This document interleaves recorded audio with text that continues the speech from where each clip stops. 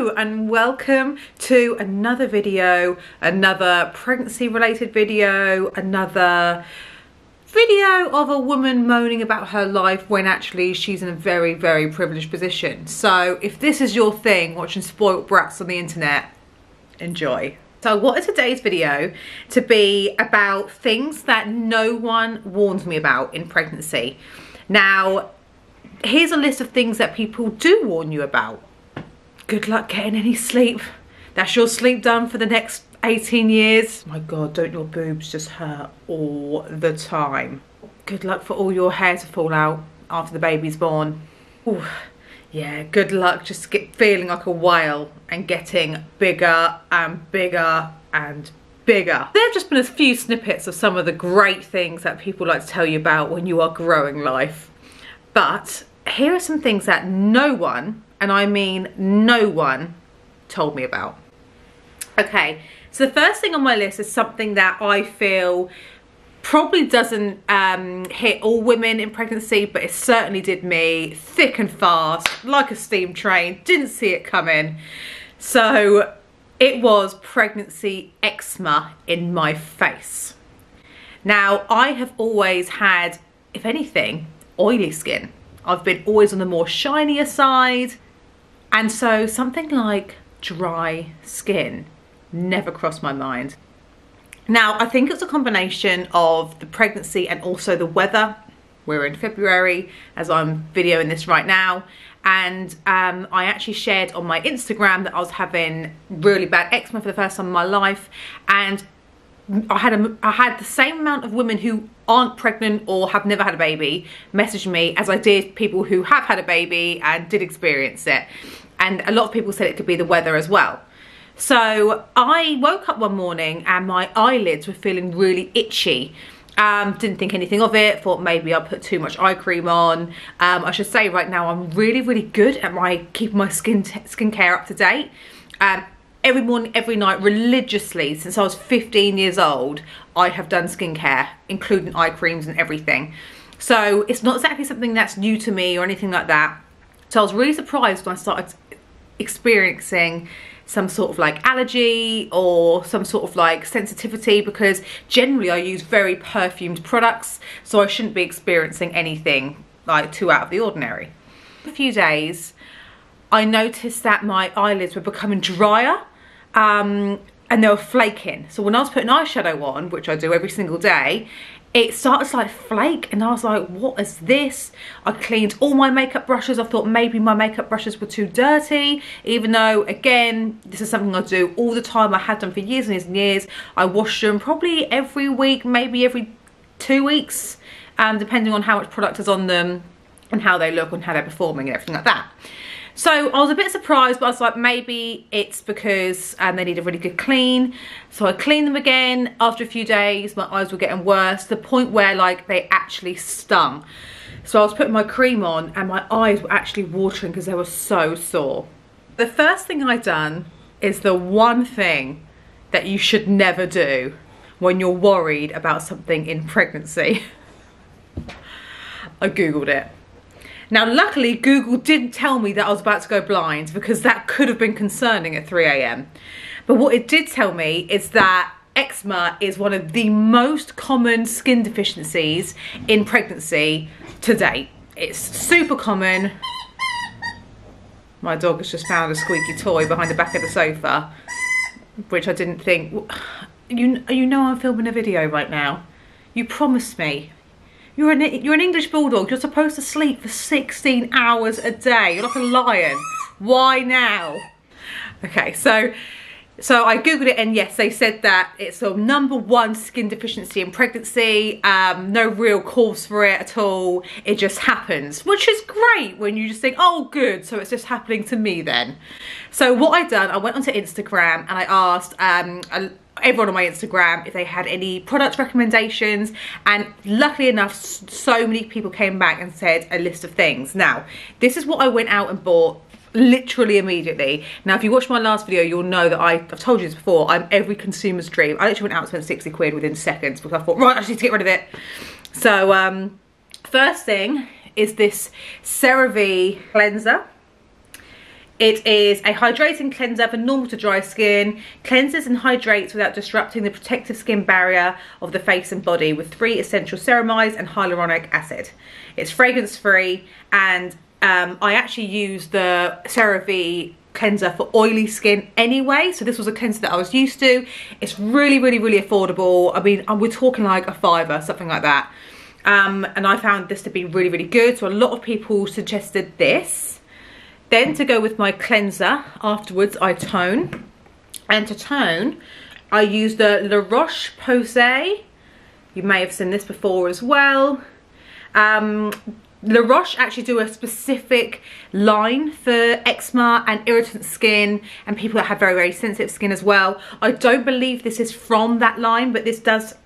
This is from a sensitive skin line anyway. And this is a soothing lotion, and you can put it on your face and eyes, and this has been fantastic. This has been really gentle on my skin. I should say before this I was using Estee Lauder products that generally are very perfumed, so anything in comparison is going to feel a lot more gentler. Now with a daytime moisturiser, I went with the CeraVe SPF moisturiser. This is for daytime. This is a facial moisturising lotion for normal to dry skin, UV protection, SPF 25, fragrance free and non-comedogenic. Supposed to be good. And actually this does feel, the consistency of this does feel like a sun cream, so it's not too heavy. It's actually quite light on your skin, but I really like that sort of tacky texture where it's kind of a bit like glue, which this does have, because I find my foundation sticks much better, so I actually really love this. Nighttime, I'm using the La Roche-Posay Toleraine range. Now this is the range I was telling you about that is specific for eczema and sensitive skin and all that sort of stuff anyway. It's the hydrant night cream, and it's supposed to be absolutely fantastic and honest, and it really is. I mean, I'm telling you now, using all these products, my eczema was gone, and I literally mean gone, on my eyelids, like on my face, within 48 hours. 2 days, completely gone. I don't know if it's one product in specific that I'm using or if it's all of them as a combination, but it has been fantastic. The matching eye cream for the night cream I just showed you, and this is the La Roche-Posay Toleraine range 2. I just put literally a right-sized amount on my fingers and then just press it into my eyes like this, and it has been absolutely incredible. So like I said, I don't know if it's any one product in particular that's working really well or if it's all of them as a combination, but it is gone, like completely gone.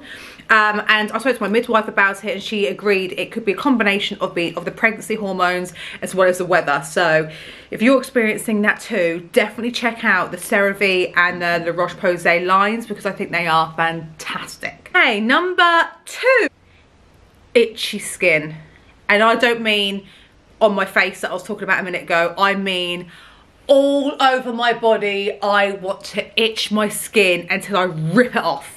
That's how itchy. It is unbearable, and I'm in week 2 of it now. It's got mildly better, but not a lot at all. I spoke to my midwife about it. She said it's just where your skin is stretching so much. It's just as a side effect from obviously carrying the baby, you're getting bigger. At the time of filming this video, I am 31 weeks pregnant, which means I have a 9-week countdown left. I'm in single figures. That is so freaking scary. But I do feel in the last few weeks I have become much bigger. I think I almost got to like 25 weeks pregnant where I was still able to wear like non-maternity clothes. And to be fair, even what I'm wearing today is a non-maternity outfit, but it's very baggy. But I was able to wear a lot of stuff still and kind of like, not disguise the pregnancy because I didn't want to disguise it, but I could get away with wearing a lot more because I wasn't like big. Whereas after 25 weeks onwards, game changer. Full round bowling ball on my stomach. You can't miss it. My coats aren't doing up. So I really do feel in the 3rd trimester is where all of the growing happens. And this is, I've really felt the side effects for that. My skin on my belly is so itchy. I try so hard not to itch it because they can say it can distress the baby if you're just sitting there doing that.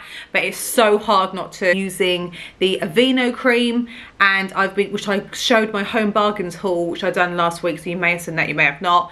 But Aveeno do an amazing range of dry skin creams, which I was highly recommended on my Instagram by a lot of girls that suffer with itchy skin, eczema, dry skin, all that sort of stuff.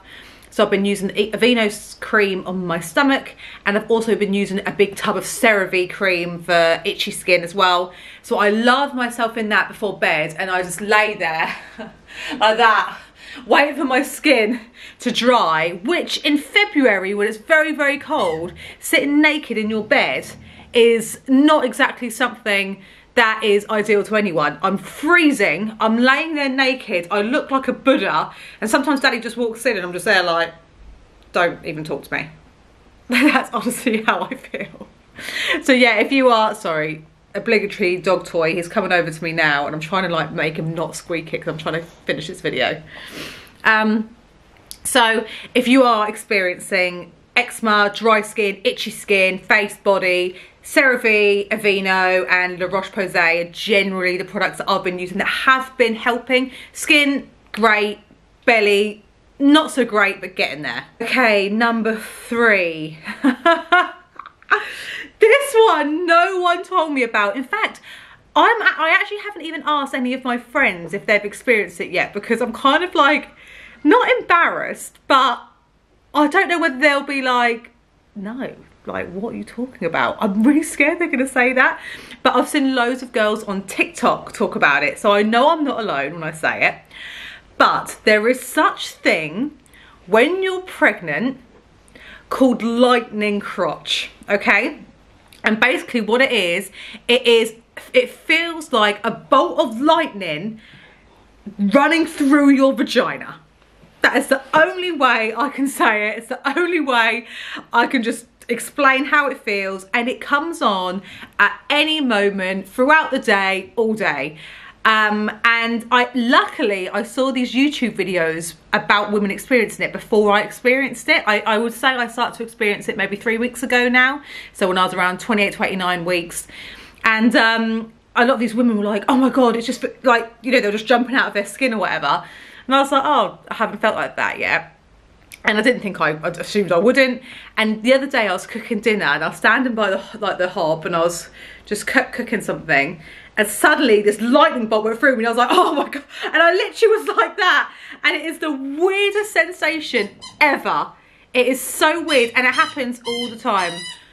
Don, come on, I'm nearly done. I've got like minutes left. Next to my list, now this is something people warn me about, but not specifically when it could happen. So next is breathlessness. Now obviously I know getting bigger, you start to waddle more, you do get out of breath more, and of course when I'm on a dog walk with him, and when I'm out, I don't know, in the supermarket or even just walking upstairs, of course I get breathless. But no one told me that I would get breathless doing nothing. For example, the other day I was putting my mascara on and I actually got out of breath. I was in the mirror and I was like that. Putting mascara on what planet is a strenuous activity? And yet I was genuinely like, oh my god, this is like hard graft. And when I tried to explain to Daddy about it, he doesn't, of course he doesn't fully get it, because I'm literally sitting on this sofa sometimes watching TV and I'll literally be like, and Daddy will be like, what are you doing? You're not doing anything. I'm like, I know, it's not my fault. I assume it's when my organs are moving upwards and so they're just compressing against my lungs. But yeah, breathlessness, wow. No one told me it was gonna be so aggressive. Now at this point, I did want to say a few things that people did warn me about that I haven't experienced. So this could be maybe interesting too. If you're pregnant and you haven't felt any of the normal things that people tell you that you will be experiencing, and you might feel a little bit like, well, is this gonna happen to me or what? First things first, sore boobs. Can't relate. Hurt at all, they're not sensitive at all. You could literally like nothing, okay? So don't get that at all, never had that one. Yeah, so this is a really, really important one that I think I should say. I don't know whether I've got this to come in the next 10 weeks or 9 weeks now, But when the baby moves, I can obviously feel it move, absolutely fine. I've never had that jabbing, kicking in the rib feeling that people tell you you're gonna get. But again, this might be because the baby's still quite small. What am I now, 31 weeks, so I've only got 9 weeks left. So maybe that happens when the baby's just really big and it hasn't got any room left to go. So I might experience that still. But as it stands, I've not had any like forceful kicks, jabbing where I'm like, oh, and I'm like keeling over. It doesn't really, like, I can feel it all the time obviously, but I just don't feel any pain with it. It doesn't feel like a painful feeling is what I'm trying to say. But when you speak to people and they say to you, oh my God, when the baby just like kicks in your ribs and blah, blah, blah. And at this time, I just haven't really got that. And me and this other girl on Instagram who have got really similar due dates have been messaging, and she actually messaged me a few weeks ago and was like, do you feel this? And I was like, no. And she was like, thank God, because neither do I. And I thought there was something wrong with me. So I guess everyone is just different in that point of view. So don't worry about that if you haven't felt agonizing rib kicking yet. And the last one of ones that I haven't experienced this. Have men created a rumour somewhere that women in their 3rd trimester are like, and to quote my husband's friends, a dog on heat? Apparently there's this vicious rumour going around that when women are in their 3rd trimester, they get extremely up for it.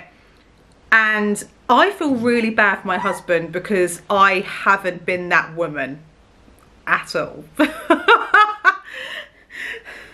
I don't know whether some bloke has started this rumour to try and make out that like his woman just really... I did not know he could jump like that. It was like watching a greyhound behind me, wasn't it? Wow. Just so royal and elite and regal. Yeah, I have not experienced that yet. I personally think what happened is women across the globe have worked out that when they want this baby out of them by like 40 weeks, one of the ways to induce labour, I'm assuming from when I watched the Friends episode when Rachel and Ross were having their baby girl, is sex is one of the ways to induce labour. And I think there have been women around the world who have pretended to want it just to get the baby out of them, and all these men are like, oh, she's finding me irresistible even when pregnant, when in actual fact these women are thinking, just get this thing out of me. That's what I think has happened, because I'm not one of them yet. Maybe I'm wrong, maybe there are some women that really are up for it, but cannot relate. Okay, I'm going to wrap this video up here because as you can see my dog is now destroying my beautiful backdrop, and so I think it is his calling that he wants me to take him out for a walk now because he's getting more and more impatient.